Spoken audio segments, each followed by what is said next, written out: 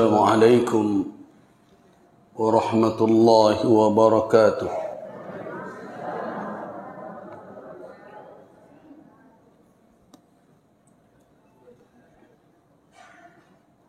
الحمد لله الذي خلق كل شيء بقدر وجعل لكل شيء أجلا، فإذا جاء الأجل لا أحد منهم يستأخر ولو ساعة ولا يستقدم، والله على كل شيء قدير. أشهد أن لا إله إلا الله وأشهد أن محمد رسول الله. اللهم صل وسلم على عبدك ورسولك وحبيبك محمد وعلى آله وأصحابه والتابعين وتابعي التابعين ومن تبعهم بإحسان إلى يوم الدين. أما بعد.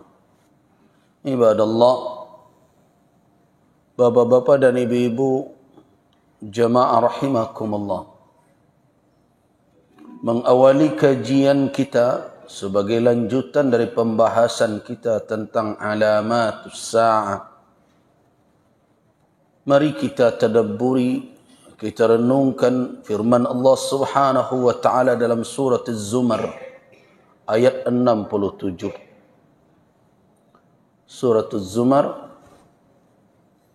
ayat 67. Surat Az-Zumar adalah surat yang ke-39 dari urutan surat-surat Al-Quranil Karim.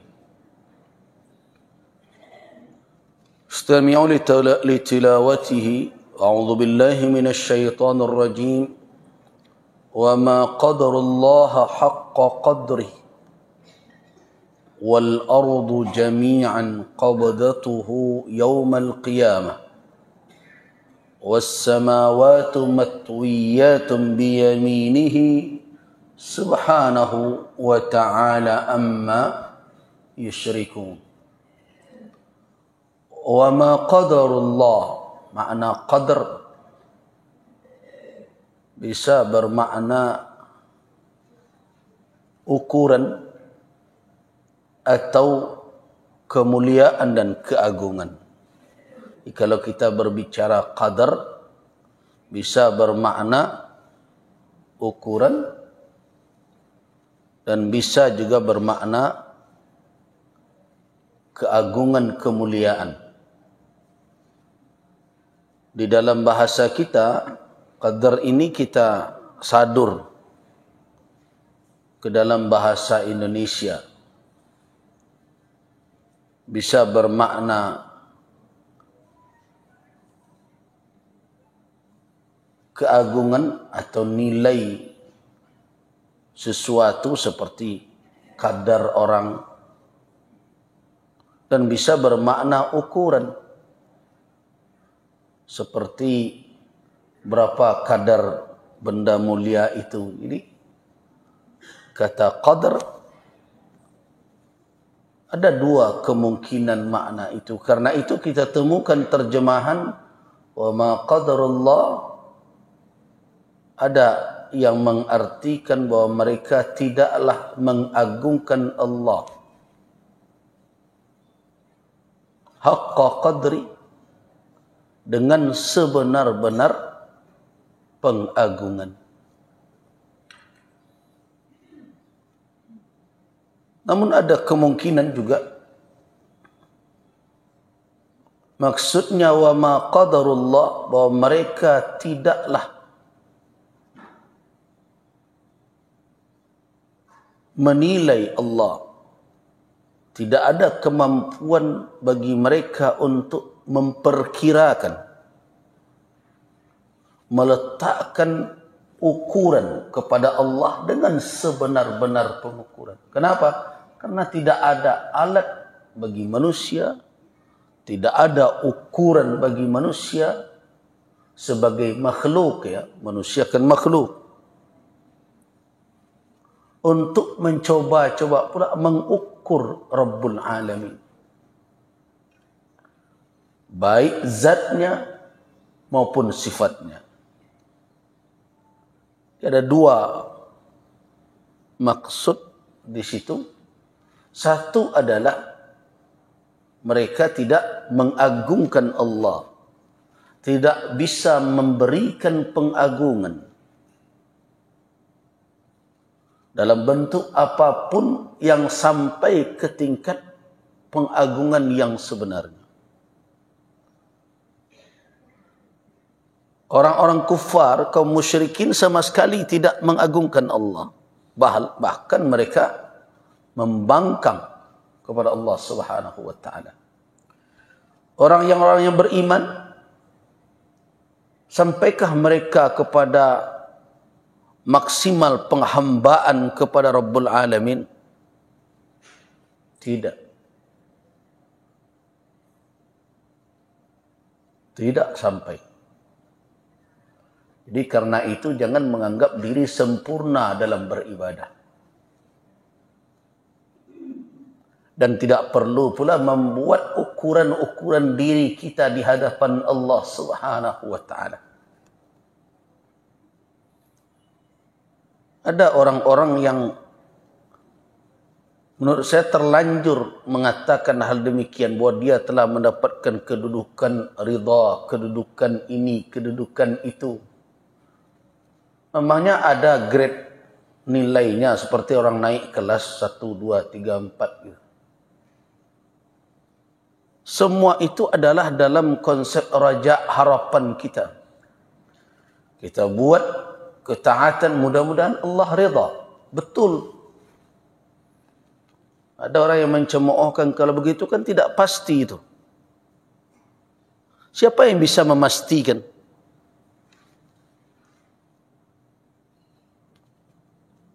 Ibadah kita diterima atau tidak saja memang sudah ada balasan. Setelah salat subuh tadi lah ada WA ibu-ibu dah apa-apa.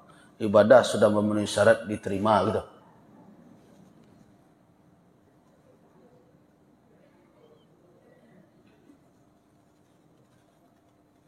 Nah, keyakinan kita itu tertuju kepada diri kita, tidak mengikat kepada Rabbul Alamin.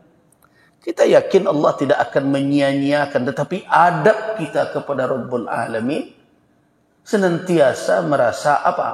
Merasa kurang. Begitulah adab yang diajarkan oleh Rasul sallallahu alaihi wasallam kepada kita, kepada umat beliau, kepada para sahabat yang turun-temurun kita warisi itu. Tidak pernah menganggap diri suci dan bersih.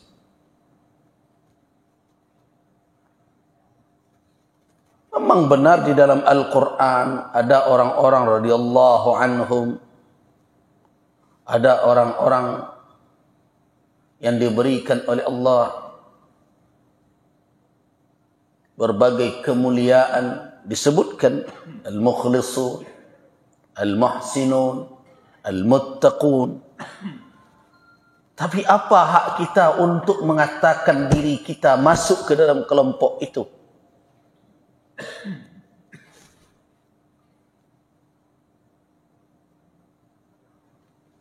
Bagaimana kita memastikan kalau saya memahami itu hanya harapan kita dengan segala kelemahan dan kekurangan yang kita miliki. Lihat Rasulullah sallallahu alaihi wasallam. Betapapun beliau beramal, Bapak dan Ibu-ibu, kalau berbicara kesempurnaan ibadah, tidak ada orang yang melebihi Nabi. Berbicara tentang kesempurnaan ibadah, kesempurnaan amalan dalam menunaikan hak Allah Subhanahu wa taala dan hak manusia, hak makhluk, tidak ada yang melebihi Rasulullah Muhammad sallallahu alaihi wasallam. Jadi kalau ada pula orang yang mengatakan lebih dia dari Nabi, jangan dengarkan lagi itu.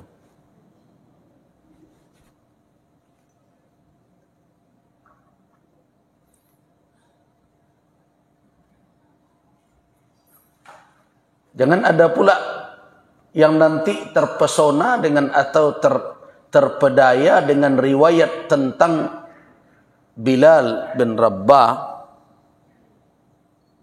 Ingat kisah Bilal? Pada suatu malam Rasulullah sallallahu alaihi wasallam bermimpi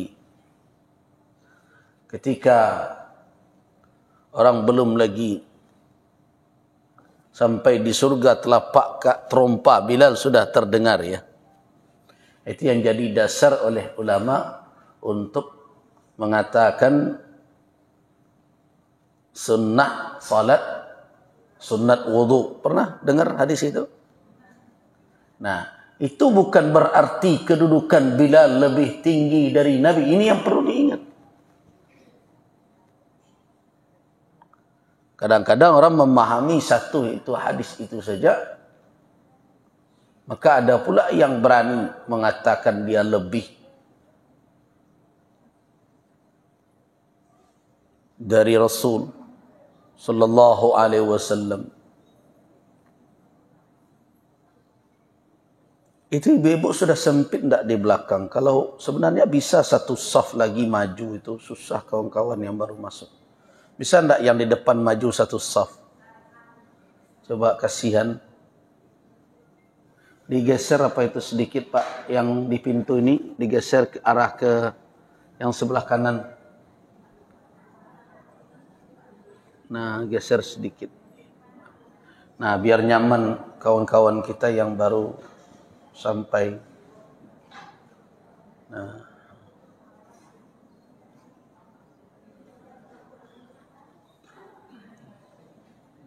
alhamdulillah. Nah,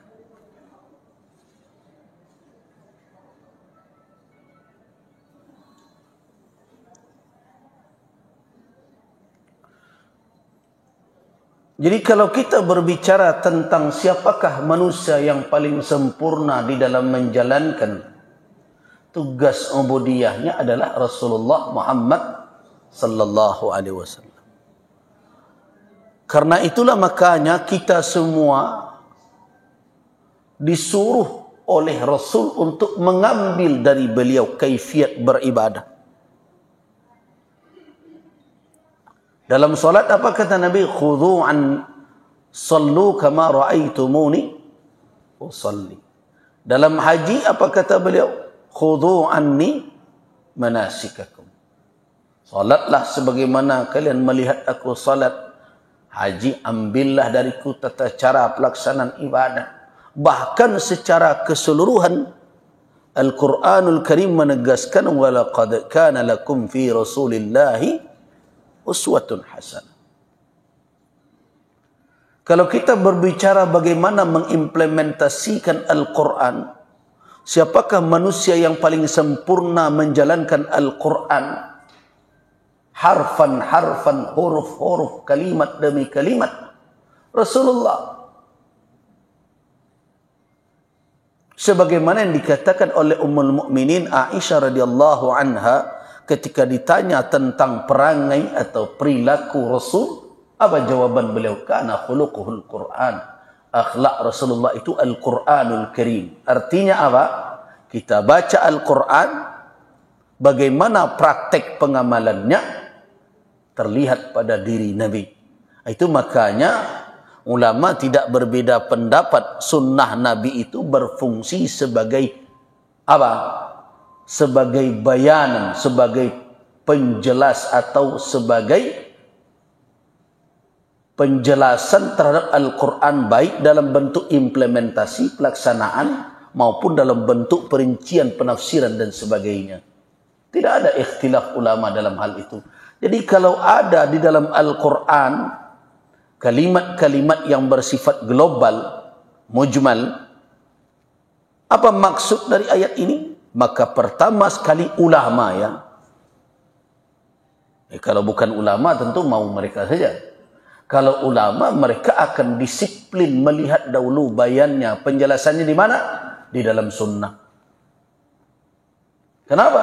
Karena mereka yakin sehebat apapun ilmu orang, berapapun tingkat sekolahnya, sebanyak apapun gelar yang melekat pada dirinya, tidak ada yang paling berhak untuk menjelaskan maksud Al-Quranul Karim lebih utama melainkan Rasulullah, karena beliau yang menerima. Dan itu perintah Allah kepada Rasul, litubayyina linnasi ma nuzzila ilaihi. Tugas engkau apa Muhammad? Untuk menjelaskan kepada manusia apa yang diturunkan kepada mereka. Nah, karena itu bayan, penjelasan maksud Al-Quran yang pertama ini bukan ada pada akal manusia, ada pada sahibul kalam. Itu pertama, Allah yang berhak menjelaskan maksudnya. Setelah Allah, siapa lagi? Rasulnya. Nah, kalau sudah ada penjelasan Al-Quran tentang maksud dari ayat, kan makanya ada tafsirul Quran bil Quran namanya. Tafsir Al-Quran dengan Al-Quran. Al-Quran yang menjelaskan, Allah yang menjelaskan. Nah, apa contohnya? Al-Quran menjelaskan Al-Quran. Perhatikan surah Al-Baqarah. Siapa itu orang-orang fasik? Datang ayat setelah itu, alladzina yanquduna ahdallahi min ba'di mitsaqih wa yaqta'una ma amara Allahu bihi ay yusala wa yufsiduna fil ard ulaika humul khasirun. Orang fasik itu siapa? Alladzina yanquduna ahdallah, orang-orang yang membatalkan janji dengan Allah, pesan Allah yang dititipkan kepadanya, yang telah dia terima dengan ikatan perjanjian, dengan syahadatnya. Dia akan mematuhi. Ketika kita menerima Islam, nah ada ikatan. Jadi jangan dikatakan asyhadu an la ilaha illallah wa asyhadu anna Muhammadar Rasulullah sekedar kalimat yang diucapkan. Ada konsekuensi muatan di dalamnya. Apa itu? Kita berjanji untuk apa? Untuk menerima ketentuan-ketentuan yang ada di dalam Islam, karena kita mengakui Allah sebagai ilah dan mengakui Muhammad sebagai Rasulullah. Nah, apa konsekuensi dari itu? Adalah sami'na wa ata'na. Nah, itu janji itu. Jangan dikatakan menyebut saya Muslim, agama apa? Islam. Selesaikah dengan hanya menuliskan begitu saja di KTP? Tidak.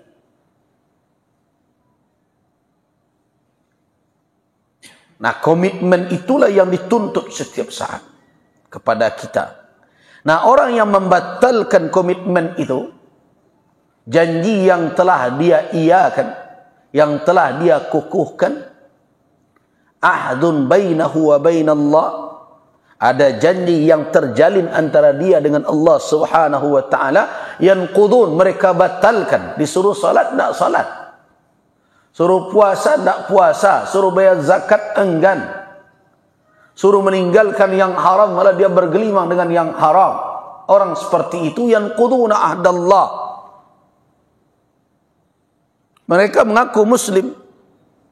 Karena itu orang-orang yang melakukan perbuatan-perbuatan maksiat dan mereka muslim itu siapa disebut orang? Fasik. Ulaika humul fasiqun. Nah, Al-Quran yang menjelaskan al-fasiqun itu siapa? Nah, itu namanya bayan, penjelasan yang diberikan oleh Allah atas kalamnya.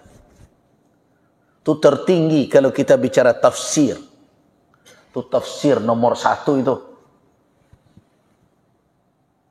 Karena Allah lah yang maha tahu dengan maksud dari kalam. Nah, setelah itu siapa lagi? Rasulnya.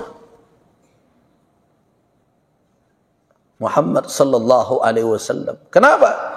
Karena beliaulah utusan. Tugas utusan itu adalah menyampaikan pesan dan menjelaskan. Itu tugas utamanya. Sampaikan pesan, balligh ma unzila ilaik. Sampaikan apa yang diturunkan kepada engkau. Kemudian dalam ayat lain, untuk apa tujuan? Litubayyina linnas, untuk engkau jelaskan kepada manusia. Tabligh dan bayan. Nah, karena itu ulama tidak akan berani melampaui itu. Karena tak seorang pun yang lebih mengerti dengan Al-Quran dibandingkan dengan Rasul. Itu makanya diterima oleh ulama. Nah, kecuali orang-orang liberal yang tidak mau terikat dengan itu. Makanya apa arti liberalisme? Orang nandak meh takabik setiaklahnya, nyo nak lapih. Nah, orang yang lepas tidak ada aturan, tidak ada batasan, lebih pula daripada binatang lagi. Binatang saya dojo aturan. Harimau bara kebuasnya nak meh makan anaknya. Jadi orang-orang liberal yang terus kemudian dia coba terus mengurangi peran dan tugas Rasul. Oh, itu kan zaman dulu. Itu kan keadaan zaman itu. Tidak relevan lagi dengan zaman sekarang. Nah, itu gaya-gaya liberalisme. Padahal para ulama sudah mengkaji mana petunjuk-petunjuk Rasul yang memang khusus untuk sesuatu dan mana petunjuk yang bersifat umum. Tetapi mereka akan mencoba untuk membongkar kemapanan itu. Makanya umat Islam hari ini betul-betul sedang diuji dalam mempertahankan ajaran agama mereka. Lihat, dibongkar oleh orang habis-habisan. Belum lagi peran Al-Quran sebagai tuntunan hidup digugat terus. Kalau dibuat aturan dan undang-undang, mana ada yang dijadikan Al-Quran sebagai rujukan. Bahkan dengan undang-undang yang diambil sebenarnya dari syariat Islam sendiri, bahkan Al-Quran tidak disebut-sebut. Undang-undang zakat misalnya, walaupun itu dari Al-Quranul Karim, tapi dicoba terus untuk menghindarinya. Nah, karena itu dikatakan hukum yang hidup di tengah umat lah berbagai macam. Nah, termasuk juga perkara hak kepemilikan halal dan haram. Mana mereka merujuk kepada ketentuan Al-Quran dan Sunnah? Tidak. Paling mereka akui ya hukum adat yang hidup di tengah masyarakat. Nah, kita dipermainkan terus seperti itu. Walaupun umat Islam mayoritas di negeri ini. Jadi umat Islam sebenarnya harus berjuang. Kemerdekaan negeri ini belum memberi ruang kepada umat Islam untuk menjalankan tuntunan syariatnya secara utuh. Nah, dahulu ketika 7 kata dalam Piagam Jakarta itu dicabut, ada janji untuk memperjuangkannya melalui yang lain. Tetapi ternyata generasi demi generasi janji-janji itu semakin sulit diharapkan. Apalagi sekarang, kini berjanji, besok berduto, biasa. Nah, jadi kembali kita kepada wa ma qadarullah. Tidak ada orang yang bisa meletakkan qadar atau mentakdirkan. Nah, Allah Subhanahu wa ta'ala. Tidak ada orang yang bisa sampai kepada peringkat betul-betul telah menjalankan ta'azim, pengagungan, penyembahan kepada Allah dengan hakikat sebenar-benarnya, haqqa qadri. Kenapa? Karena manusia tidak ada yang tidak tersalah. Sedangkan Rasul saja yang ma'asum, yang terpelihara dari maksiat dan dosa, Nabi kan tidak berdosa. Tidak berani beliau mengatakan bahwa ibadah beliau itu adalah yang sempurna. Makanya saya ingatkan kepada jamaah, kepada kaum muslimin, sekarang ini kan banyak kajian-kajian yang berkembang. Si fulan sudah sampai peringkat ini, dia sudah sampai peringkat ini. Bahkan dulu ada pula berkembang ceramah tentang akan ada pengangkatan para wali dan berbagainya.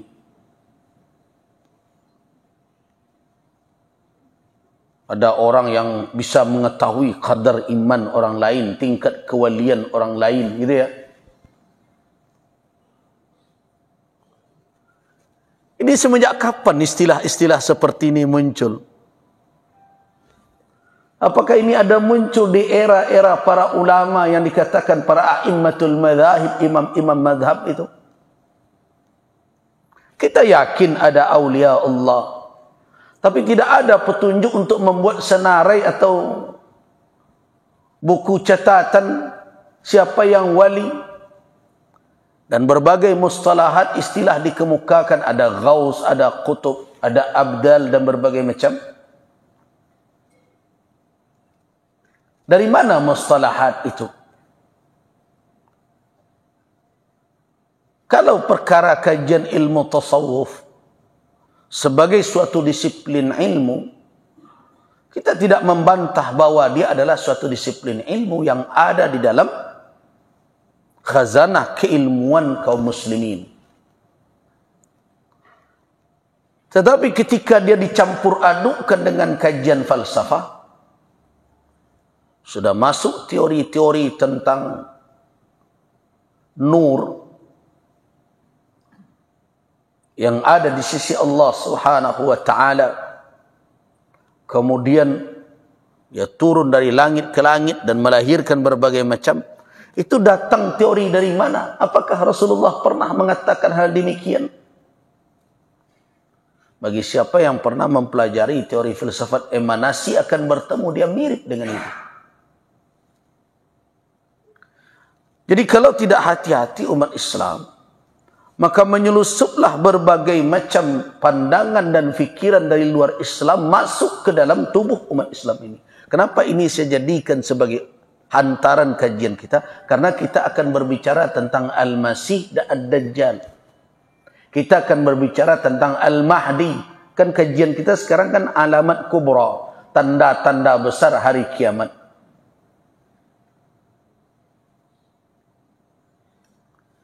Apakah begitu? Ya, kalau tidak hati-hati.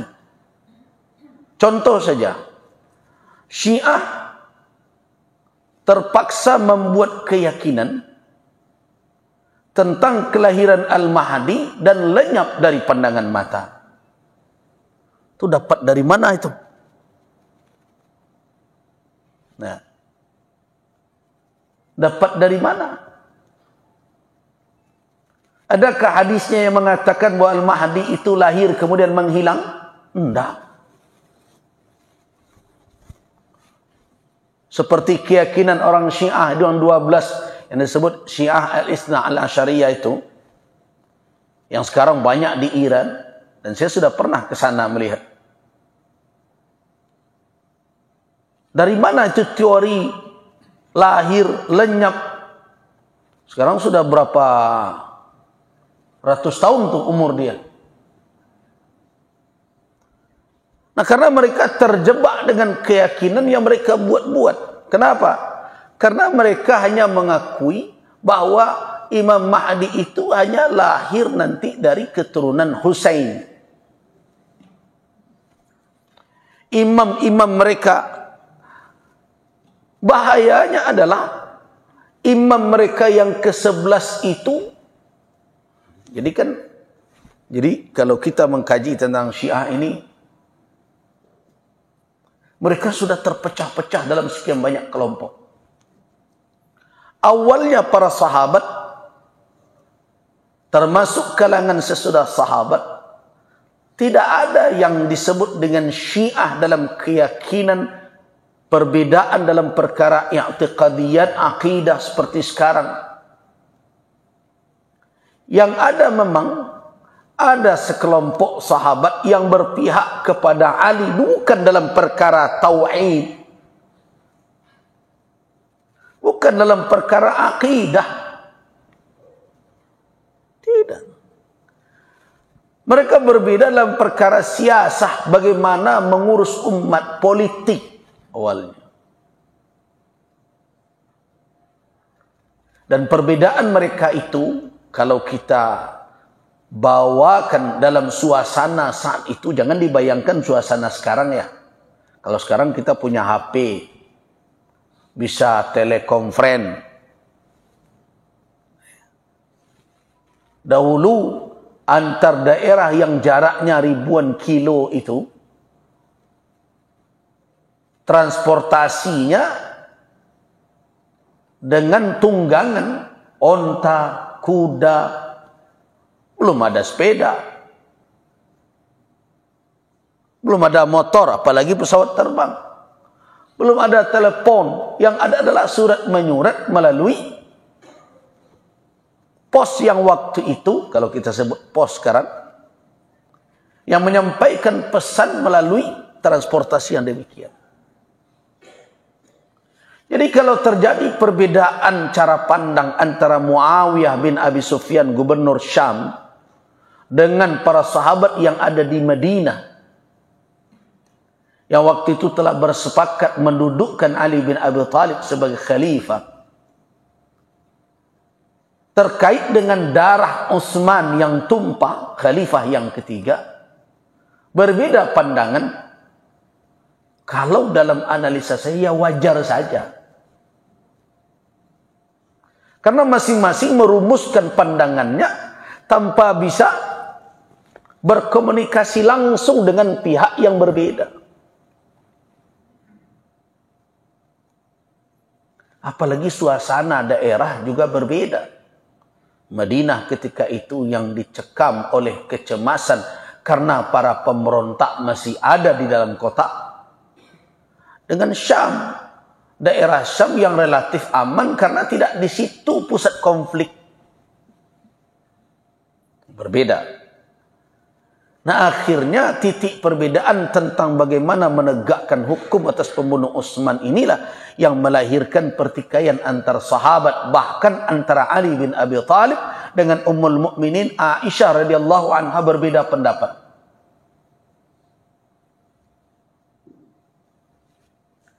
Nah, tidak ada urusan-urusan seperti masuk ke ranah keyakinan tentang alamat tanda akhir zaman seperti yang sekarang bermunculan. Bahkan sampai kepada menyaksikan kesempurnaan Al-Quran yang ada di tangan kaum muslimin. Itu yang ada pada Syiah. Mereka katakan bahwa sahabat menghilangkan 2/3 Al-Quran. Itu kan tuduhan keji. Dan itu bukan tuduhan dibuat-buat. Itu ada di dalam kitab-kitab mereka. Jadi kalau Syiah kita dengarkan ucapannya, agak rumit kita percaya. Kenapa? Karena ada keyakinan mereka yang mewajibkan bertaqiyah namanya kepada orang yang tidak sepaham. Taqiyah itu apa? Menyembunyikan yang sebenarnya tentang kita dan berdusta kepada lawan. Itu ajaran mereka. Karena itu Bapak dan ibu-ibu pernah mendengar tokoh Syiah Indonesia Jalaluddin Rahmat, namanya sudah meninggal dia. Itu bertahun-tahun mengaku Ahlus Sunnah itu. Setelah keadaannya kuat, baru dia menyatakan diri sebagai seorang Syiah. Nah, itu pula yang terjadi terus. Nah, karena itu para ulama biasanya tidak mau mengambil pernyataan dari mulut orang Syiah begitu saja. Tapi merujuk kepada kitab-kitab yang ditulis oleh imam-imam mereka, Al-Kulaini dan sebagainya. Dalam kitab Al-Kafi dan Nah, apa keyakinan mereka?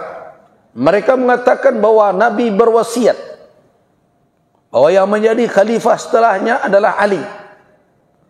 Dengan alasan itu mereka tuduh mayoritas sahabat sebagai pengkhianat itu. Coba bayangkan beraninya. Kalau betul ada wasiat yang jelas dari Nabi, kira-kira akan bernikah sahabat mengingkari itu dan mengangkat Abu Bakar As-Siddiq sebagai khalifah. Nah, disitulah titik simpang awal. Terus karena itu mereka membenci Abu Bakar, membenci Umar, membenci putri Abu Bakar, Aisyah, membenci putri Umar, Hafsah. Nah, kebencian dan caci maki itu mereka wariskan sampai sekarang.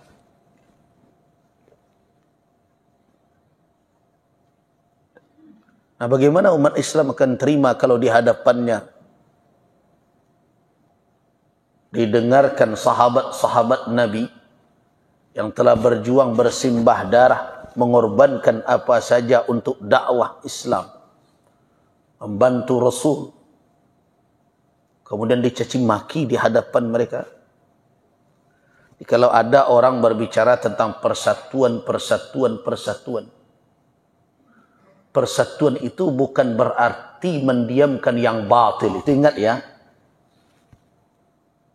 Adalah orang asalnya bersatu, ambil celah nama sak mata, makan celah. Tidak bisa. Bersatu itu tidak membuat kita bungkam dengan yang batil. Sama kadang orang kan begitu caranya. Penghormatan gitu ya. Saya pernah juga diingatkan, Buya hormatilah yang lebih tua. Itu kan sudah sepuh.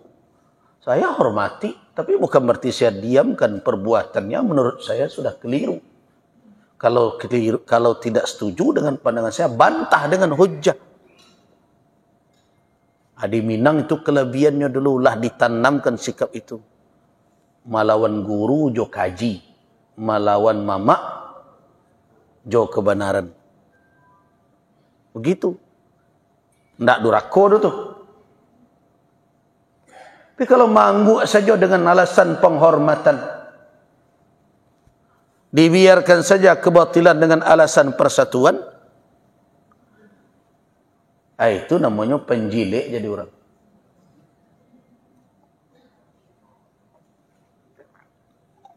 Jadi umat Islam ini akan bersatu kalau mereka berpegang kepada tali yang sama.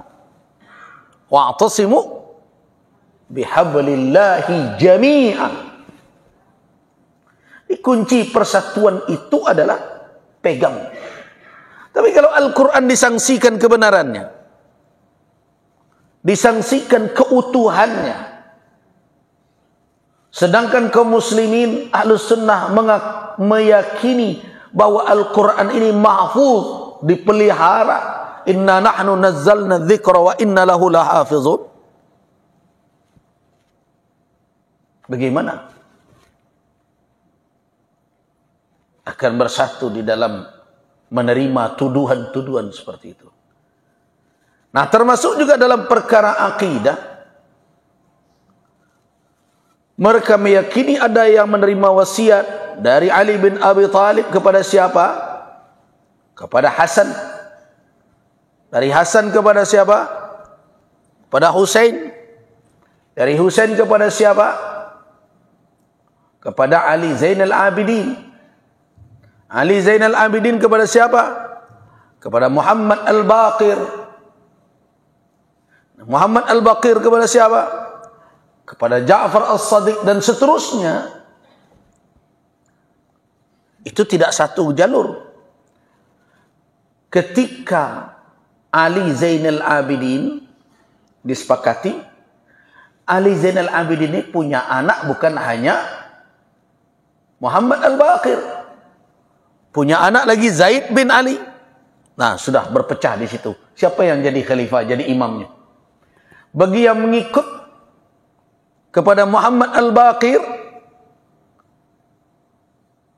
ada pula yang mengikut kepada Zaid bin Ali. Ini kelompok Zaidiyah.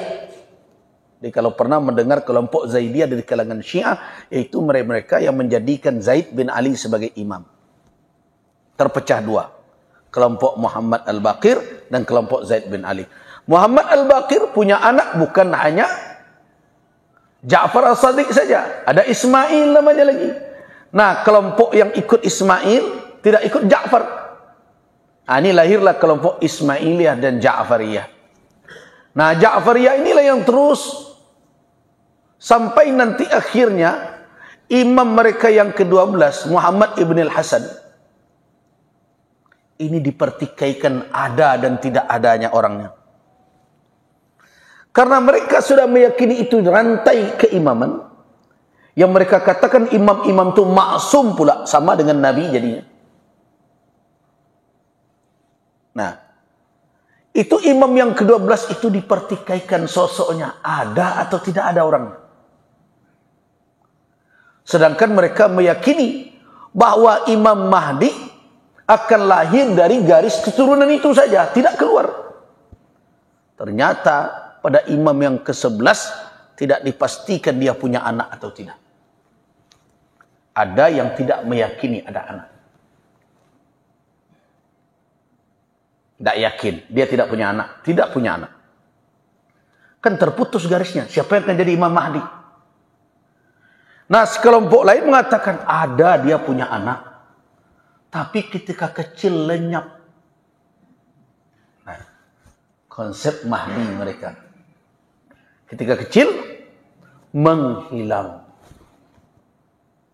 Nah, dia akan keluar nanti di akhir zaman. Nah, itulah terpaksa mereka lahirkan cerita seperti itu. Untuk menggambarkan bahwa apa? Garis keturunan tidak terputus sampai imam. Walaupun benar bahwa Nabi SAW mengatakan bahwa Mahdi yang sebagai tanda akhir zaman itu adalah dari keturunan beliau. Tapi tidak ada satu dalil pun yang membatasi pada jalur tertentu. Tapi kenapa mereka membatasi pada jalur Husain?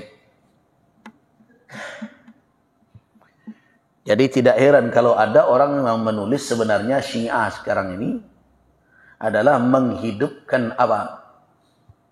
Kejayaan Persia. Bukan untuk menegaskan peran Islam. Kenapa? Karena Husain bin Ali bin Abi Thalib radhiyallahu anhu benar. Beliau adalah cucu kesayangan Rasul dengan Hasan dan Husain itu. Dan terbunuhnya Husain di Karbala. Tidak ada satupun ulama kaum muslimin yang tidak sedih dengan peristiwa itu. Tetapi apakah peristiwa itu akan dibebankan kesalahannya kepada sekelompok orang? Tidak. Bahkan kalau kita kaji catatan sejarah, Husain terbunuh itu penyebabnya malah mereka. Para pengikut Husain yang berkhianat kepadanya. Yang semula berjanji akan menjadi pembela Husain, malah membiarkan dan tidak sedikit yang berbelok menjadi musuh Husain bin Ali radhiyallahu anhu. Nah, kemudian kenapa Husain? Karena Husain yang menikahi putri Persia. Jadi keturunan Husain itu campuran antara keturunan dari Fatimah dengan Ali bin Abi Thalib melalui darah Husain dan istrinya dari Kisra Parsi yang masuk Islam dan dinikahi. Nah, makanya kenapa tidak dari Hasan? Mereka tidak mengambil dari Hasan. Karena yang ada darah Persianya bukan keturunan Hasan, tapi keturunan Husain. Karena itu tidak mengherankan kalau sebahagian ahli sejarah ada mencium kecenderungan untuk membangkitkan apa? Persia. Kenapa? Karena orang-orang Persia menganggap, sebagian mereka menganggap orang-orang Arab sebagai apa? Penyebab musnahnya kejayaan Persia itu. Itu makanya tahu enggak Bapak dan Ibu-ibu? Pembunuh Umar bin Al-Khattab itu mereka puja-puja. Abu Lu'lu'ah. Mereka jadikan pahlawan. Kalau bagi kita, seorang khalifah yang adil dibunuh secara pengecut ketika hendak salat subuh. Bukan di medan tempur. Tapi bagi mereka, Abu Lu'lu'ah itu siapa? Adalah pahlawan. Nah, mereka turunkan itu. Terus dari Husain. Terus. Terakhir imam mereka tidak punya anak. Siapa yang akan jadi Imam Mahdi? Karena itu mereka buatlah cerita di ujung. Antara mereka saja sudah berbeda pendapat. Punya anak enggak imam yang ke-11 ini? Menurut mereka yang meyakini 12 imam dengan Muhammad ibn Hasan al-Askar itu, mereka yakini bahwa benar ada anak dari imam yang ke-11. Tetapi ketika kecil menghilang. Menghilang di gang. Lenyap saja. Tidak tahu. Nah, inilah yang mereka yakini sebagai Imam Mahdi yang mereka tunggu-tunggu. Tidak boleh dicari-cari. Jangan dicari pula, dia akan muncul saja sendiri. Nah, untuk itu, Bapak dan Ibu-ibu, tidak jauh dari kota kelahiran Khomeini di Iran itu, ya saya rasa masih berdekatan, ada daerah Jamkaran namanya. Di situ dibangun masjid besar. Masjid besar, ya tidak jauh berbeda besarnya dengan masjid. Kalau pelatarannya itu ya, dengan Masjid Nabawi itu. Nah, mereka yakini, disitulah dahulu lenyapnya imam mereka yang ke-12 dan akan muncul lagi di sana. Di dekat suatu sumur yang biasanya mereka kalau ada hal-hal tertentu yang akan mereka kadukan kepada imam mereka yang lenyap itu, mereka buat surat kecil dan lemparkan ke dalam sumur itu. Nah, walaupun belum dibalas juga sampai sekarang, tapi itu juga kerjaan mereka. Nah, itu. Nah, itulah teori Imam Mahdi Syiah. Dan kemudian menjadi keyakinan. Di setiap pertemuan, mereka akan menyorakkan, meminta kehadirannya. Tetapi, perlu kita ketahui di kalangan ahlu sunnah, tidak ada keyakinan yang mengajarkan Imam Mahdi hilang timbul seperti itu.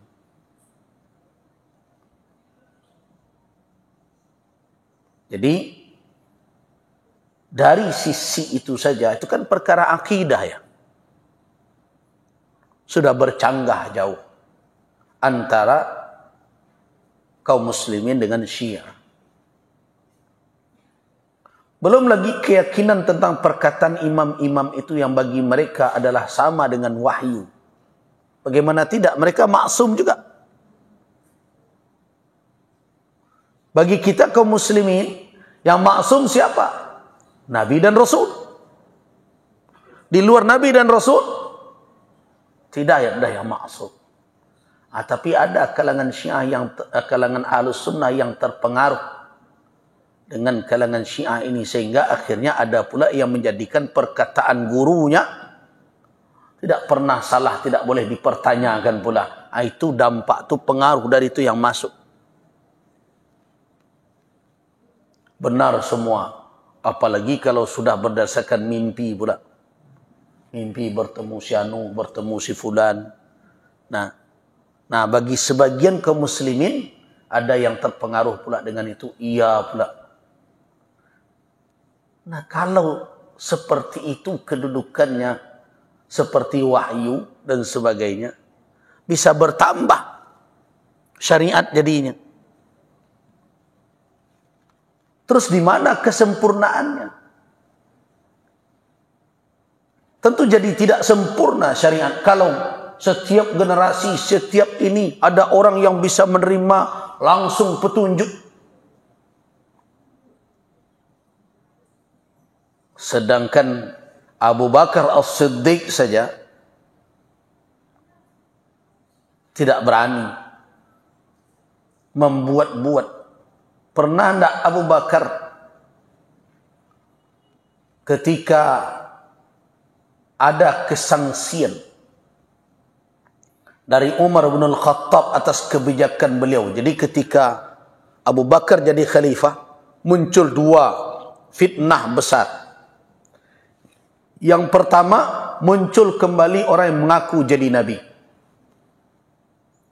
seperti Musailamah Al-Kadzab.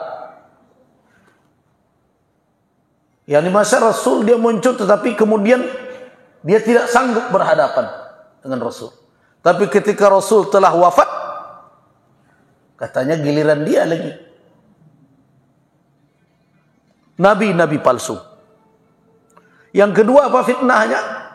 Fitnah enggan membayar zakat dengan alasan dahulu hanya kami berikan kepada Rasulullah. Rasulullah telah tiada, kami tidak lagi akan membayarkan zakat itu. Dua fitnah besar. Nah, cobalah cari sejarahnya. Pernah tidak Abu Bakar merujukkan keputusannya, saya bermimpi bertemu Rasul tadi malam? Tidak ada. Nah, hari ini banyak orang-orang yang mengatakan setiap malam bertemu dengan Nabi, melegalisasikan perbuatannya, kemudian datang pula pendukungnya, oh ya dia sudah menjadi pimpinan para wali. Nah, bagi umat Islam yang galaba, yang malang ini iya pula.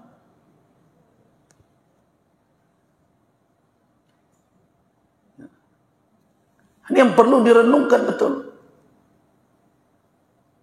Keyakinan-keyakinan seperti itu. Orang mendakwakan diri tiap sebentar bertemu Rasul, membenarkan apa yang dia buat, membenarkan apa yang ditulisnya.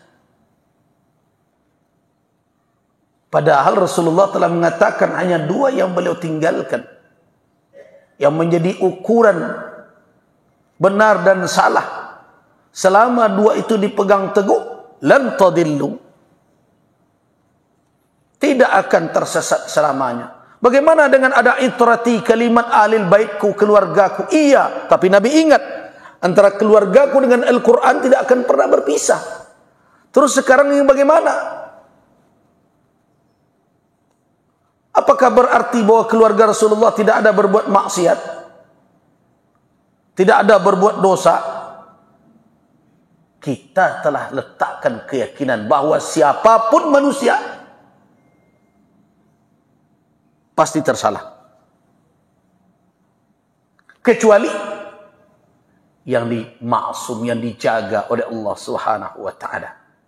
Nah, tidak ada kemaksuman dalam keyakinan kita ahli sunnah kepada selain Nabi dan Rasul. Jadi kita harus tempatkan orang itu dalam ukuran yang tepat.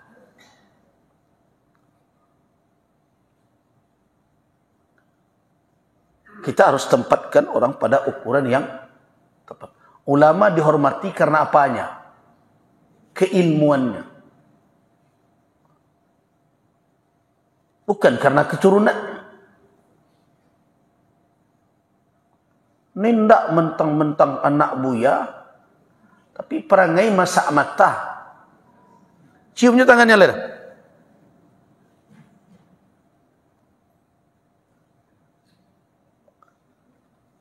Tidak benar cara begitu. Oh, ya kan tuh gaji bapaknya tuh. Kalau begitu berbahaya ukurannya. Ikrimah anak siapa? Anak Abu Jahal. Itu darah Abu Jahal yang dibawanya. Tapi bagaimana? Dia alim setelah itu.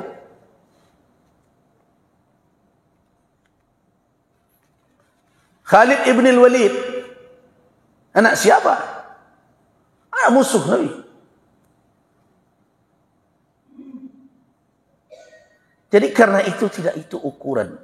Jadi ada kelemahan kita hari ini adalah tidak mengukur dengan ukuran yang patut. Dan bahkan ada yang terlanjur mengukur yang tidak ada ukurannya. Dia ukur Allah, padahal tidak ada ukuran bagi dia untuk mengukur Allah. Qudrah Allah, bagaimana mengukurnya? Betapapun kita menyebut dengan bahasa kita maha, maha, maha. Apakah maha itu sudah mencakup seluruh apa yang dimiliki oleh Allah berupa kesempurnaan zat dan sifat? Tidak. Itu cuma bahasa yang bisa kita pakai. Nah, karena itu dalam beribadah pun, mari Bapak dan Ibu-ibu kita peringatkan diri kita, betapapun hebatnya kita, tahajud kita sepanjang malam, ya, setiap malam, duha terus, salat sunat tidak tinggal, kewajiban kita lakukan, sampaikah kita kepada kesempurnaan ibadah? Tidak. Lihat Nabi, tadi saya katakan tidak ada manusia yang paling bertakwa dibandingkan Rasul. Beliau yang mengatakan, bukan alasan kesombongan, beliau katakan. Apa kata beliau? Ana atqakum, aku yang paling bertakwa di antara kalian. Tapi ketika beliau berbicara surga, apa kata beliau?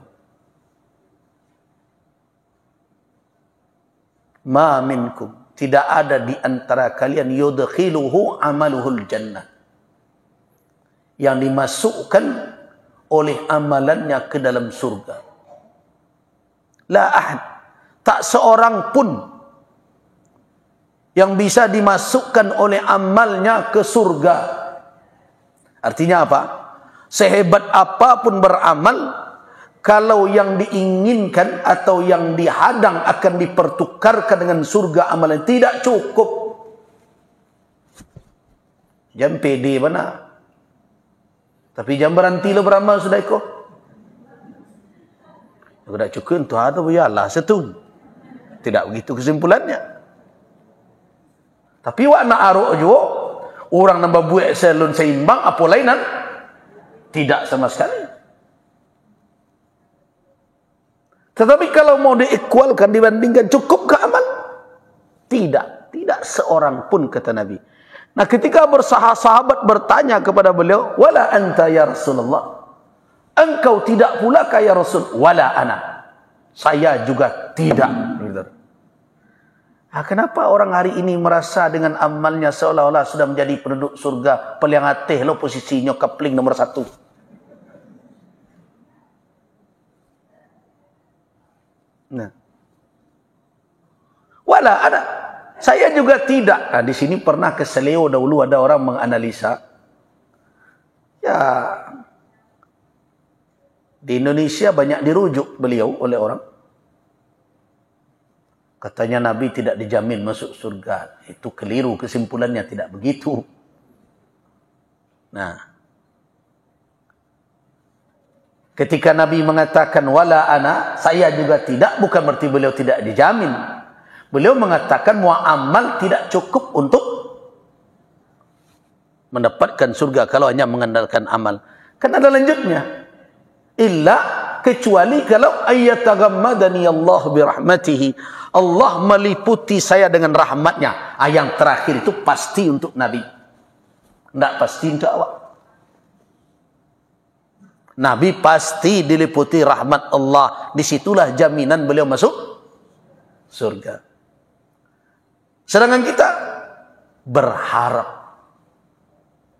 Karena ini hidup ini, di mana letak posisi kita bainar raja'i wal khauf, begitu ajaran ulama. Beradalah antara harap dan cemas. Harap amal diterima, cemas ditolak. Karena itu jangan berhenti.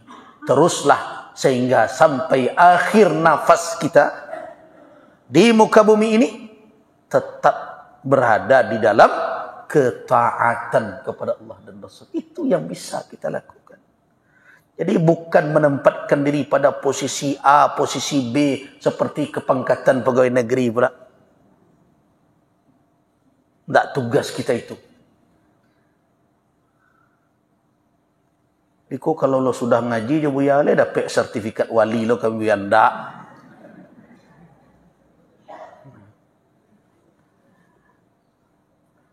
Nyo nambah lambang-lambang tu wali negari yo, wali kota.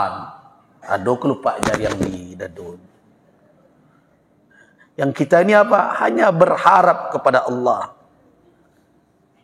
agar kita senantiasa dituntunnya sampai akhir hayat.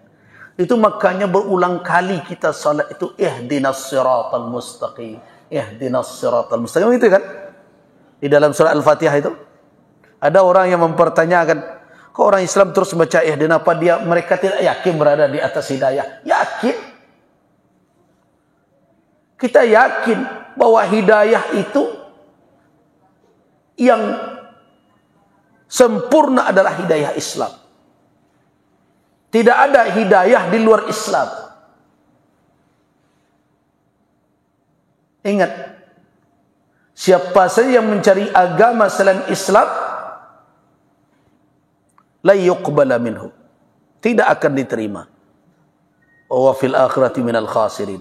Hidayah itu hanya ada di dalam Islam. Nah, kalau kita sudah berada dalam Islam, kenapa minta ihdinas siratal mustaqim lagi? Nah, itu kan sering dipertanyakan orang. Kok minta hidayah lagi? Nah, dia tidak faham makna ihdinas siratal mustaqim. Hidayah itu senantiasa berhadapan dengan apa? Dengan ghawayah, dalalah.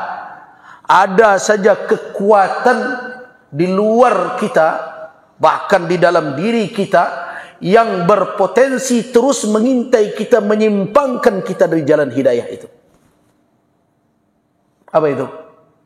Syahwat. Apa lagi? Dunia. Apa lagi?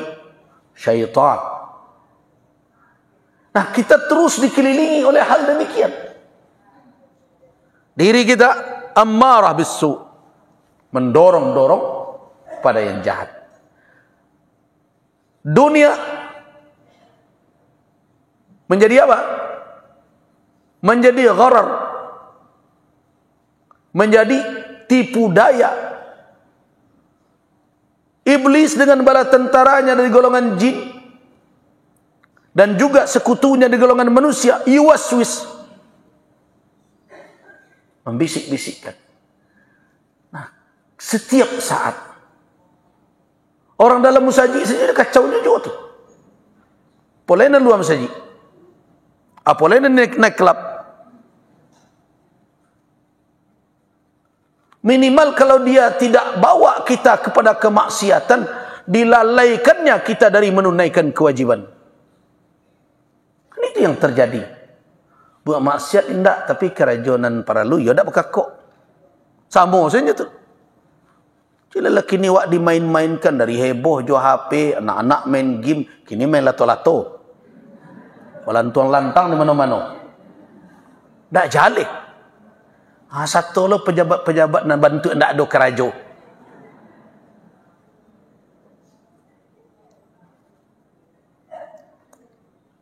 Dilalaikan. Nah, dengan pertarungan seperti itu, wajar kita terus minta didampingi dan diberikan terus hidayah dari dikokohkan. Itu makna ihdinas siratal mustaqim. Kokohkan terus ya Allah. Beri tambah terus hidayah itu dalam menghadapi berbagai serangan dan godaan tersebut. Ihdinas siratal mustaqim. Sehingga jalan nan tarang kau dapat bertambah tarang. Pegangan nan kuat dipakokoh, hendaknya itu makna ihdinas siratal mustaqim. So kenapa? Godaan untuk goyahnya pegangan setiap saat.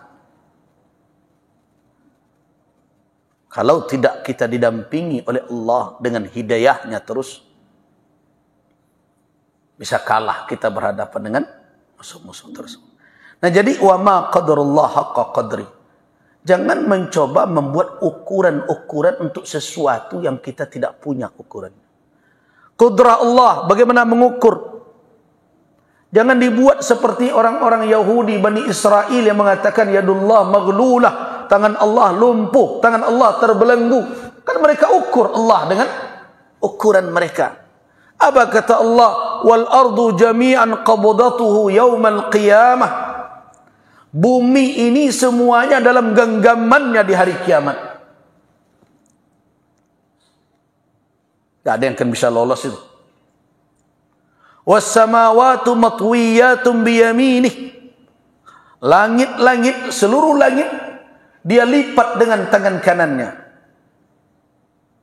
Saya tidak masuk kerana ta'wil dan tidak ta'wil. Kalimatnya seperti itu, kita serahkan ilmunya pada Allah Subhanahu wa taala.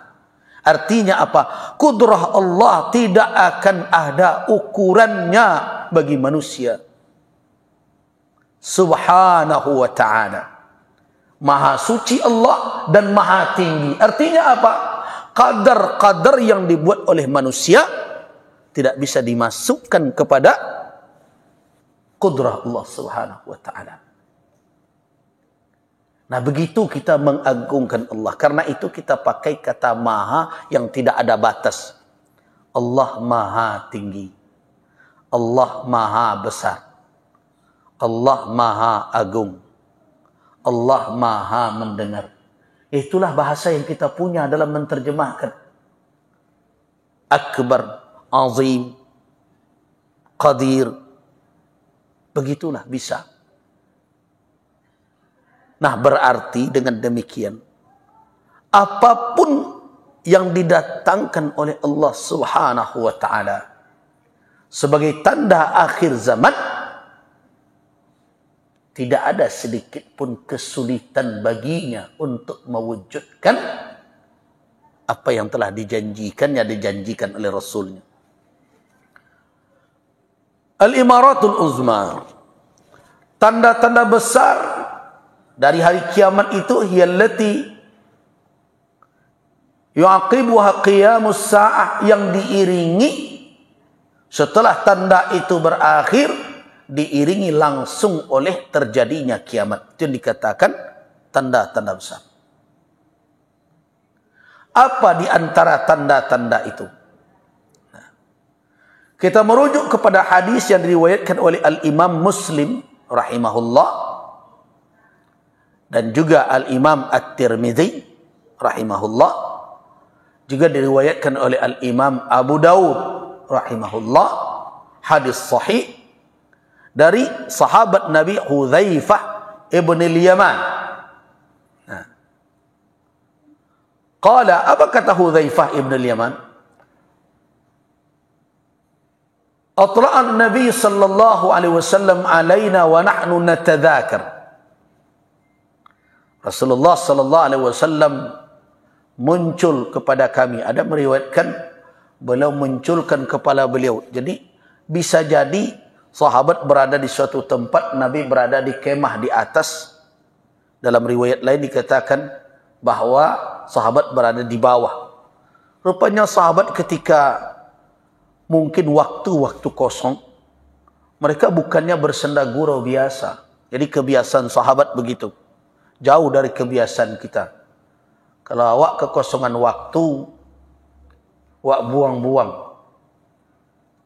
Bagi mereka tidak, mereka pergunakan untuk bermudzakarah, mengingat-ingat petunjuk nasihat Nabi, merenungkan petunjuk syariat. Nah, kelemahan umat hari ini di sana. Lebih banyak waktu terbuang dibandingkan waktu yang dipakai untuk menambah persiapan kita. Apalagi ilmu, lemah sekali hari ini.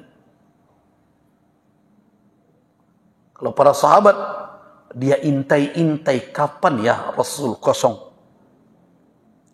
Ketika dalam perjalanan bersama Nabi, terlihat Nabi tidak ada kegiatan, datang bertanya, ya Rasulullah, ya Rasulullah. Itulah semangat para sahabat dalam memanfaatkan waktu Rasul. Nah, di sini terlihat dalam kisah itu, di suatu tempat Nabi berada pada posisi agak tinggi, mungkin di dalam perjalanan atau di tempat tinggi, dan sahabat sedang bermudzakarah.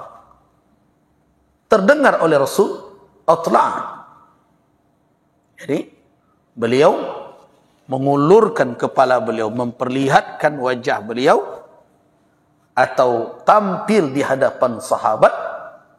Beliau bertanya, "Ma tadzakarun?" Hei, apa yang kalian mudzakarahkan? Apa yang kalian perbincangkan?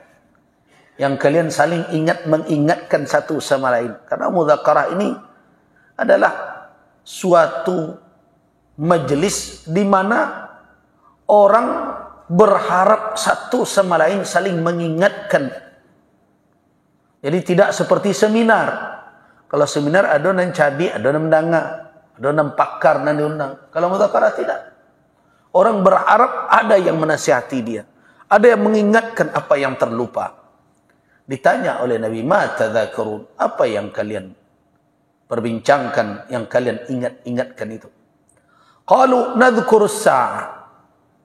Kata Hudzaifah ibn al-Yaman yang meriwayatkan hadis ini, mereka menjawab, kami sedang mengingat-ingat atau menyebut tentang hari kiamat ya Rasulullah. Qala, apa kata Nabi? Innaha lan taquma hatta taru qablaha 10 ayatin. Sesungguhnya kiamat itu tidak akan terjadi, belum akan terjadi sama sekali, sampai kamu sekalian melihat sebelumnya 10 tanda-tanda. Fadzakara, maka disebutkanlah oleh Nabi tanda-tanda itu. Yang pertama ad-dukhan. Dukhan. Nanti kita jelaskan satu persatu.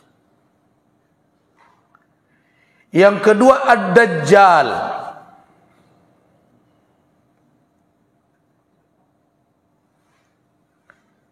Yang ketiga ad-dabbah. Dabbah. Yang keempat tulu'is syamsi, terbitnya matahari min maghrabiha, dari tempat terbenamnya, dari barat. Yang kelima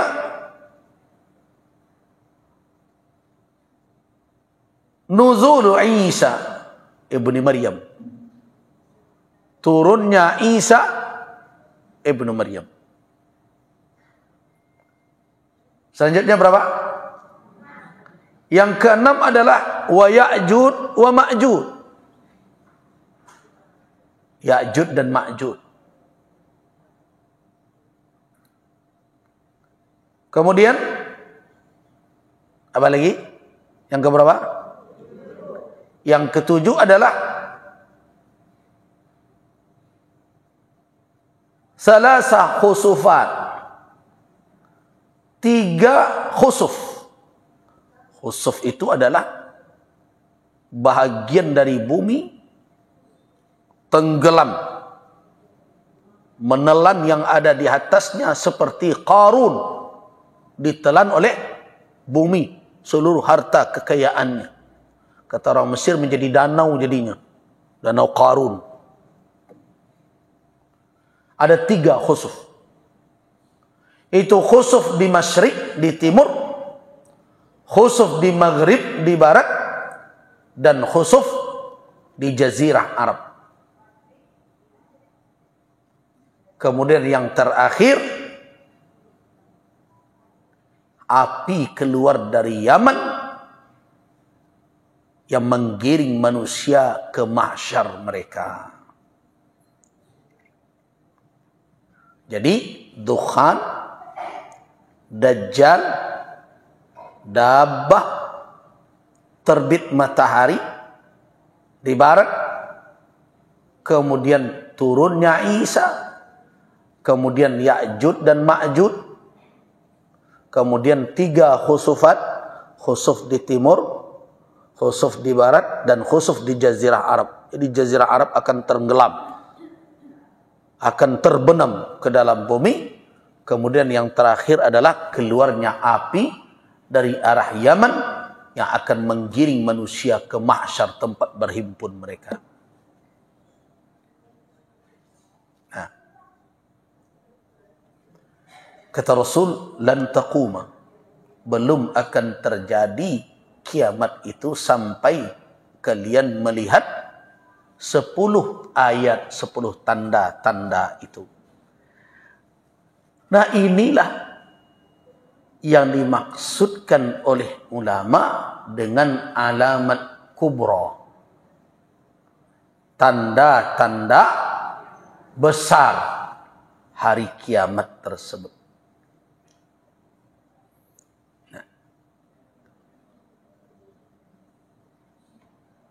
Nah, sekarang apa maksud dari 10 itu?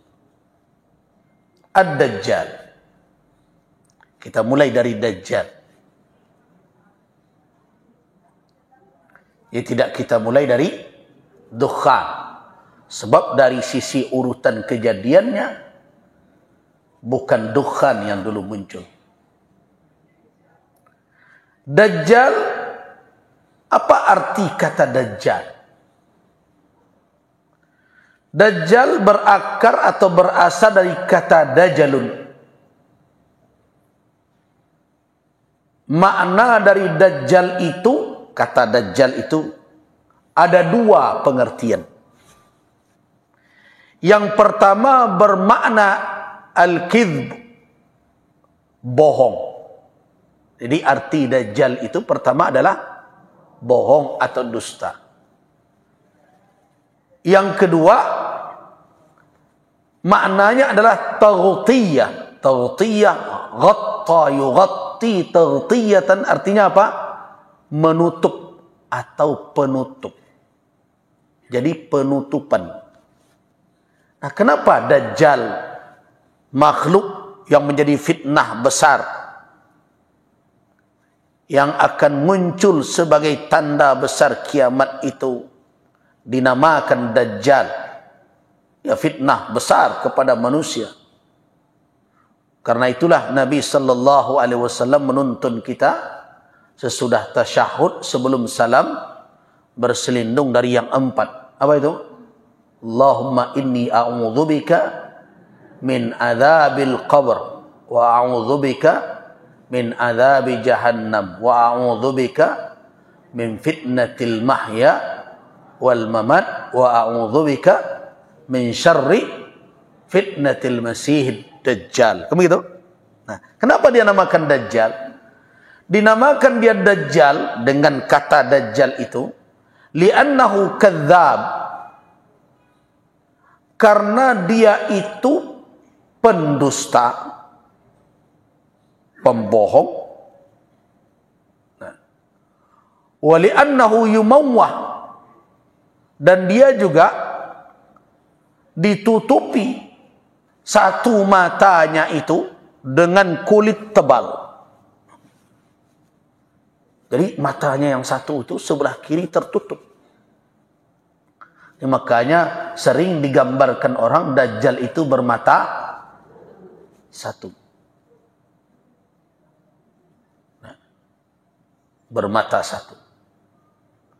Tapi tidak pula setiap gambar mata satu Dajjal. Nah, jadi orang-orang sekarang ada pula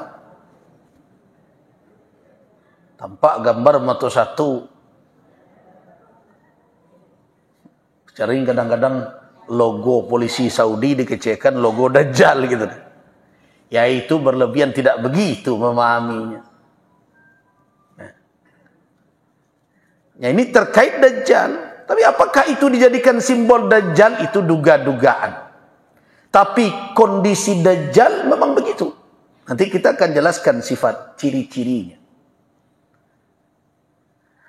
Dia dinamakan Dajjal karena dia pembohong. Dan satu matanya musiha, karena itu disebut Al-Masih. Jadi jangan samakan dengan Masih Isa. Masih Dajjal karena salah satu matanya musiha, ditutup, sehingga satu matanya saja yang berfungsi, yang satu tidak, ditutupi oleh daging yang tebal. Itu taghtiyah. Dan kerjaan dia apa? Juga di samping berbohong adalah yughattil haq bil batil. Yaitu menutupi kebenaran dengan kebatilan.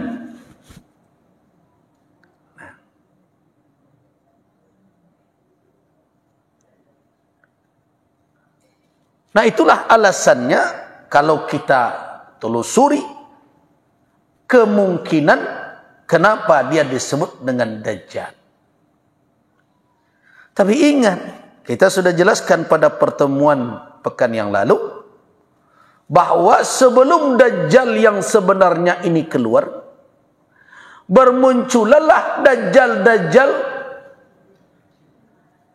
Nah, bermunculan Dajjal-Dajjal yang berperangai mirip-mirip dengan Dajjal ini. Kadzabun, para pembohong, pendusta. Bahkan ada yang mengaku sebagai nabi malah.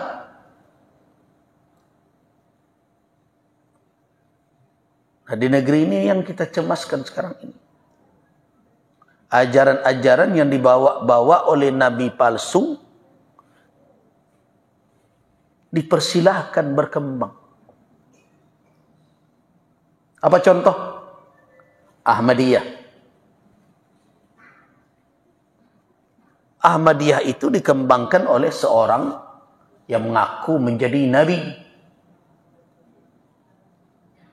Siapa? Ghulam Ahmad. Termasuk juga agama Bahaiyah, ajaran Bahai, yang mengaku pula jadi nabi. Semua itu menyempal kepada ajaran Islam. Dia pakai ajaran Islam kemudian dia selewengkan. Sebenarnya tugas negara ini salah satunya adalah menjaga agar ajaran Islam itu jangan dirusak. Tapi yang terjadi malah sebaliknya.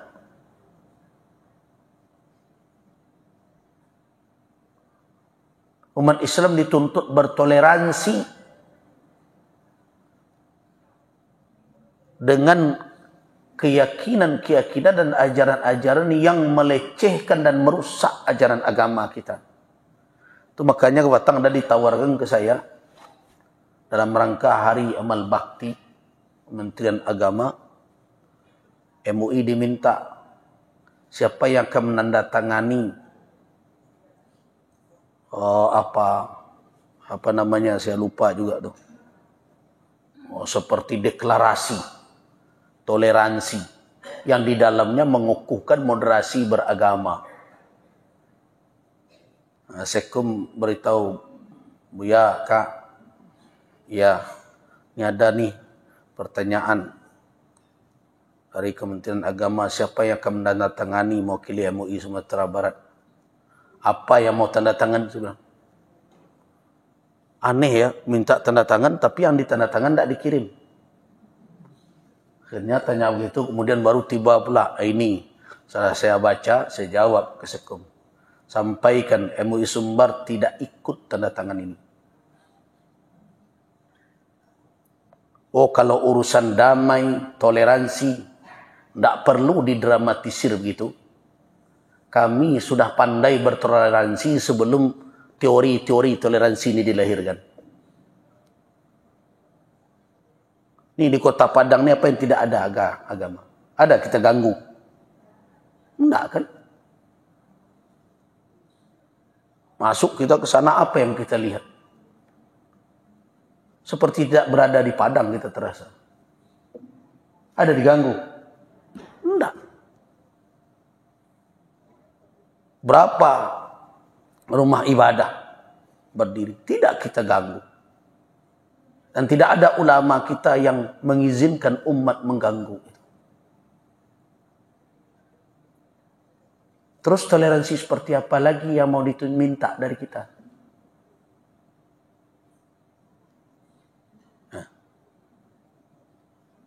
Tidak ada. Oh, kalau urusan damai, Islam itu dari salam. Makna salam itu apa? Kedamaian. Setiap selesai solat, kaum muslimin membaca Allahumma antas salam wa minkas salam wa ilaika ya'udus salam fahayyina rabbana. Tidak ada umat Islam jadi pemicu kerusakan. Kaum muslimin dilarang berbuat fasad di muka bumi ini. Tapi didramatisir seperti itu. Kenapa harus dibuat? Mari duduk kita bersama dulu. Siapa yang Anda khawatirkan akan berbuat rusak di negeri ini? Di negeri yang dihuni mayoritas oleh kaum muslimin. Jangan terus dijadikan kami dan agama kami sebagai sasaran kecurigaan yang akan memperlemah bangsa ini. Padahal para pendahulu kami, ulama-ulama kami dulu yang bersimbah darah merebut kemerdekaan ini. Terus hari ini anak cucu mereka, keturunan mereka menjadi apa? Menjadi objek kecurigaan akan membuat lemah negara ini. Apa tidak terbalik?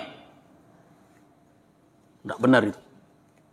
Apalagi disuruh kami bertoleransi dengan segala hal yang akan merusak akidah kami. Aliran-aliran sesat, ajaran-ajaran sesat yang menyimpang dari Islam dilindungi atas nama hak asasi berbagai macam. Bukankah negara berkewajiban untuk menjaga itu? Kenapa? Karena di dalam undang-undangnya ada jaminan umat Islam ini, umat beragama, menjalankan ajaran agamanya. Pertanyaan, ajaran agama yang mana? Agama yang mana? Karena itu konsep-konsep toleransi yang dibuat-buat begitu, kita tidak setuju. Moderasi-moderasi yang di dalamnya adalah liberalisme, pluralisme, tidak kami terima. Berdasarkan kesepakatan kami di Sijunjung. Karena itu saya tidak tanda tangani dan MUI Sumatera Barat tidak ikut. Nah, biar umat di Sumatera Barat tahu. Tidak seenak itu saja mengutak-atik kita.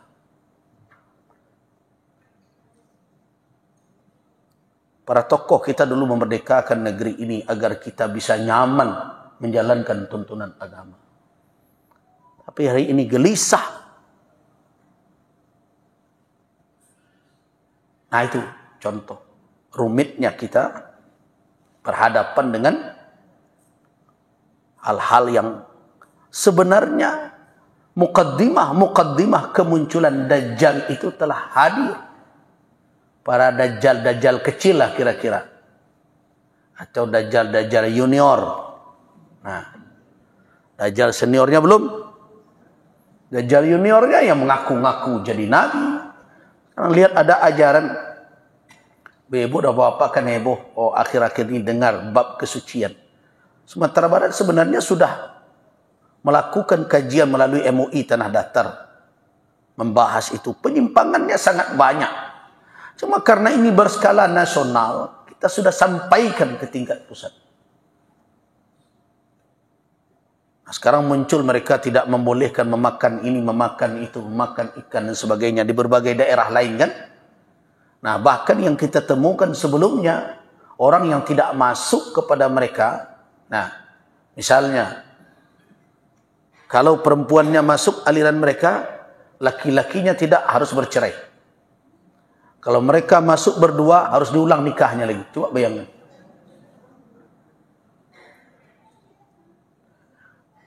Tapi apa? Ini ajaran ini, asal muasalnya, tokohnya ada di Malaysia.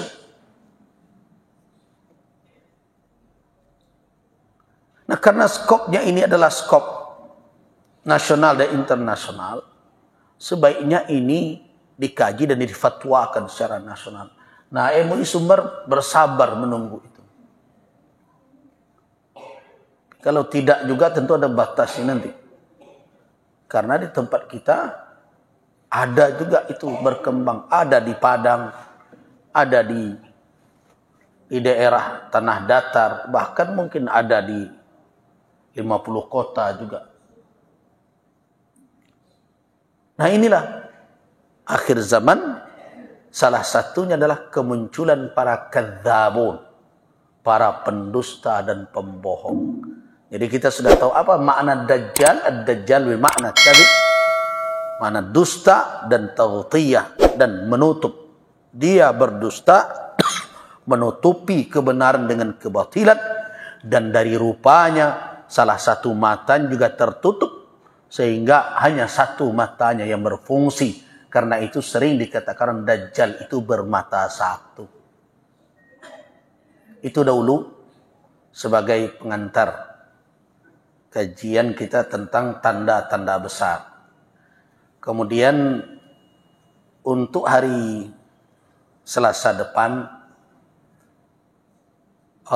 kajian kita untuk satu kali itu saja, karena akan ada kajian tabligh akbar yang insya Allah akan dilakukan hari Sabtunya, dan saya juga insya Allah akan hadir. Jadi daripada berdekatan hari Selasa, hari Sabtu, itu juga akan menghadirkan banyak tokoh, karena akan ada seminar kebangsaan umat Islam yang melibatkan 4 provinsi, Sumbar, kemudian juga Bengkulu, Jambi, dan Riau.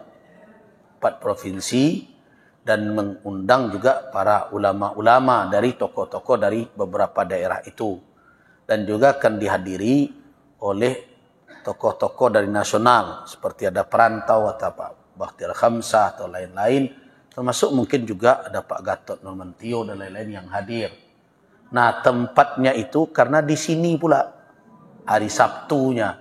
Jadi supaya jangan berulang-ulang balik ibu-ibu dan bapak-bapak, hari Selasa mengaji, Sabtu.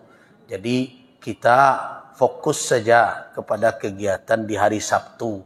Di sini, di tempat ini juga hari Sabtunya, tabligh akbarnya. Nanti diumumkan jamnya. Kan ada pengumuman di grup-grup WA kita. Insya Allah nanti kalau sudah diumumkan. Jadi artinya saya ingin sampaikan hari Selasa depan kita tiadakan dulu hari Sabtu, dan Selasa berikutnya insya Allah kita akan terus mengaji insya Allah. Nah, itu pengumumannya supaya nanti jangan ada pula yang talonsong datang. Tapi sebenarnya talonsong datang ke musaji itu tidak ada. Itu informasi. Jadi nanti kita umumkan, karena panitianya saya hanya termasuk yang turut mengundang. Ya, karena yang mengundang MUI dengan gubernur. Ini berdua. Nanti ada di situ, sini banyak nanti yang akan berbicara. Bagus juga, saya rasa Bapak dan Ibu-ibu, kalau sudah ada pengumuman nanti saya undang hadirlah untuk mendengarkan berbagai informasi dan termasuk juga menambah wawasan kita. Itu kira-kira Bapak dan Ibu-ibu, banyak maaf. Waffaqanallahu wa iyyakum lima yuhibbu wa yarda. Wabillahi taufiq wal hidayah. Wassalamualaikum warahmatullahi wabarakatuh.